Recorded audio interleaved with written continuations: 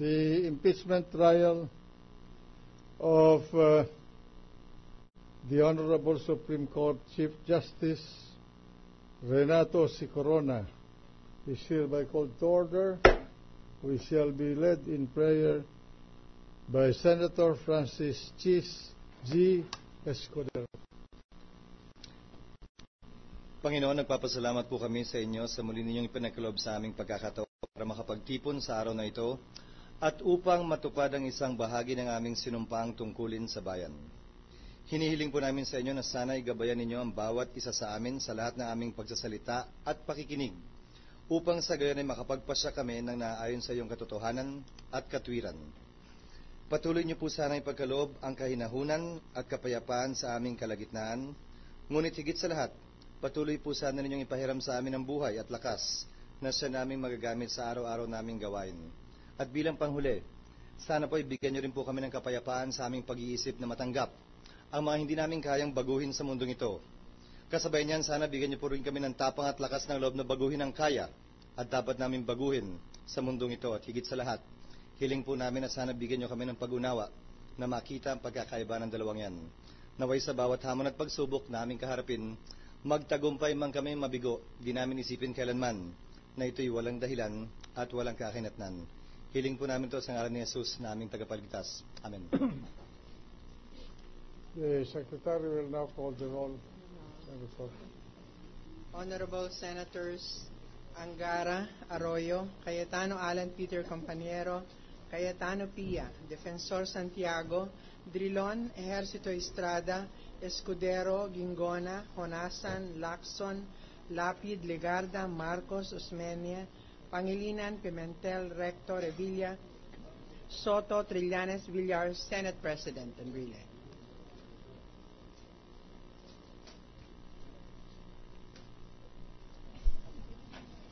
With 17 senator judges present, the presiding officer declares the presence of a quorum. Majority Floor Leader. Mr. President, may I ask the Sergeant at Arms to make the proclamation? The Sergeant at Arms is directed to make the proclamation.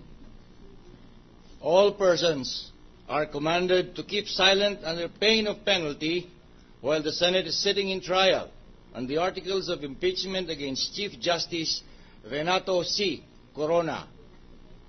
Majority Floor Leader. Mr. President, I move to defer the approval of the January 30, 2012 Journal of the Senate sitting as an impeachment court. It is being finalized. The motion is to defer. Yes, move to defer. Is there any objection? There being none, the January 30, 2012 Journal of this court is deferred. The Secretary will please call the case before the Senate sitting as an impeachment court. Case number 002-2011 in the matter of impeachment trial of Honorable Chief Justice Renato C. Corona. Appearances, Majority Floor Leader. Yes, Mr. President, may I ask the parties to enter their appearances? Good afternoon, Mr. President and members of the Senate. For the House of Representatives Prosecution Panel, same appearances, Your Honors. Let it be recorded. Defense. For the defense, Your Honor, the same appearance. Let it be recorded. Majority Floor Leader. Mr. President, we are now ready for the continuation of the presentation of evidence by the prosecution.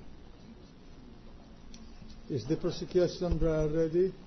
We are ready, Mr. President. Proceed. You may now call your next witness. Yeah, just before we call our witness, we just want to ask.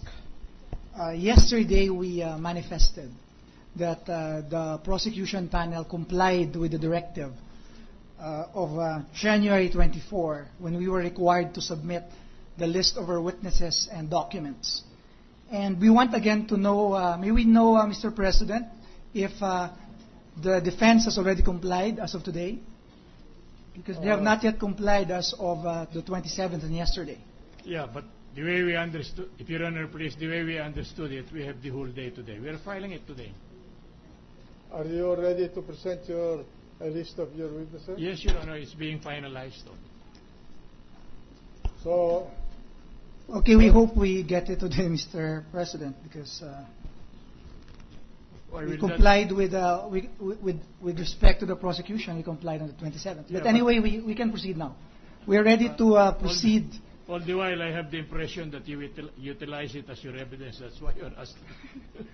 We just want to know. We just want to know because we have 100 witnesses and we complied with it and all the documents. Yeah, But anyway, we can call now our first witness, Mr. President. This is our first witness for the day and the 10th. so that we can minimize this exchange of words, I would suggest that henceforth the parties would supply the other of any pleading, any document that you will submit to this. If that the panels. Yes, Your Honor, Mr. President, we're doing that. For the defense, we submit to the discretion of the court, Your Honor. Thank you. So proceed. Call your first witness. We're now ready to call our first witness for the day and the 10th since the beginning of the trial. Yesterday, Your Honor. I'm sorry. Sige, go ahead. Thank you. This is Mr. Director. The name is Director Benito Cataran, the Director of the Corporation Registration and Monitoring Department of the Securities and Exchange Commission, or SEC. May we call now Mr. or Director Benito Cataran? Mr. Cataran? Mr. Chairman, Mr. President, The defense counsel. yesterday, Your Honor, we were made to believe that the next witness today will be the lady referred to by Mr. Nang? Mr. Nang, Your Honor, the marketing director of Mega World, Your Honor, because we did not continue further with our cross-examination in the hope and in the belief that that witness will be offered today. May we want to know, may we be informed? That's Correct.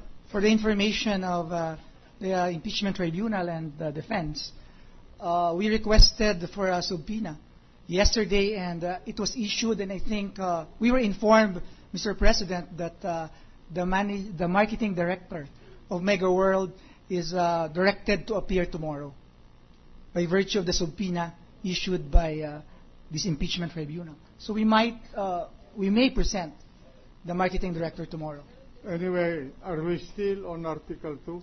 That's correct. Still Article 2. This witness is presented under Article 2. The gentlewoman from Taguig.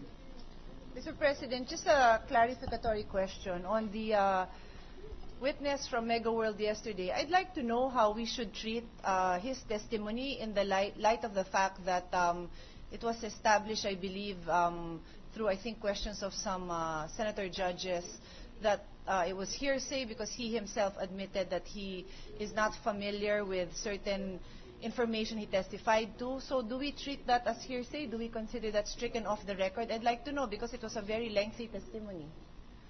Mr. That was objected to by the defense.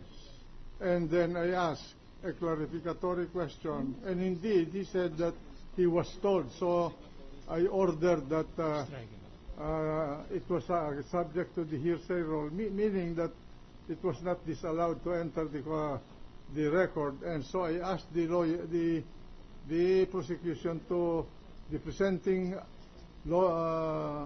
counsel of the prosecution to reform his question, and so the record will bear out the result. Okay, so perhaps I will just reserve my right later. I'll just go over the record and see what is there, because I do recall that it wasn't just one or two statements. It was quite a lengthy statement, and in fact, it was a continuing response to a number of questions. I will just look at the records and then make my further comments then. Thank you. At any rate, in the appreciation of the evidence, the court can segregate the hearsay testimonies from the factual. So I think we can dispose of that at a later date.